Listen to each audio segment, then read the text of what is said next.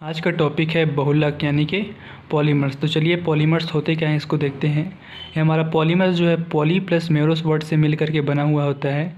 हमारा पॉली मतलब होता है मैनी और मेरोस मतलब होता है पार्ट या यूनिट, यानी कि हमारा पॉलीमर्स का मतलब हो गया बहुत सारे पार्ट या यूनिट। जब बहुत सारे पार्ट्स या यूनिट आपस में मिल करके एक संरचना का निर्माण करते हैं तो उसी को ही हम पॉलीमर्स कहते हैं। तो चलिए इसके डेफिनेशन को देखते हैं। जब बहुत सारे यूनिट आपस में मिल करके बड़ी यूनिट बनाते हैं तो इस वृहद अणुओं को ही बहुलक या पॉलीमर कहते हैं। जब बहुत सारे छोटे छोटे यूनिट आपस में मिल करके एक बड़ी संरचना का निर्माण करते हैं तो इसी वृहद अणुओं को ही हम बहुलक या पॉलीमर कहते हैं। उसके बाद देखते हैं हम एकलक मोनोमर। हमारा मोनो मतलब होता है वन और मर मतलब होता है यूनिट।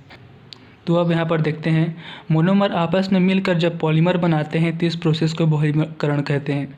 जब बहुत सारे मोनोमर आपस में मिल करके एक बड़ी संरचना का निर्माण करते हैं तो इसी प्रोसेस को ही हम बहुलकीकरण कहते हैं। तो इसका एग्जांपल है हमारा starch, cellulose, protein, DNA, RNA etcetera, ये सभी पॉलीमर्स हैं। देन हमारा polythene, polystyrene, nylon, Teflon etcetera, ये सांसलिक बहुलक के एग्जाम्पल हैं। तो चलिए इसका एक एग्जाम्पल लेते हैं। जैसे कि यहाँ पर आप देख पा रहे हैं कि एथिलीन मोनोमर का यहाँ पर एग्जांपल लिया गया है। इसमें CH2 डबल बॉन्ड CH2, उसके बाद फिर CH2 डबल बॉन्ड CH2 का एक और यूनिट लिया गया है, फिर CH2 डबल बॉन्ड CH2 का एक और यूनिट लिया गया है।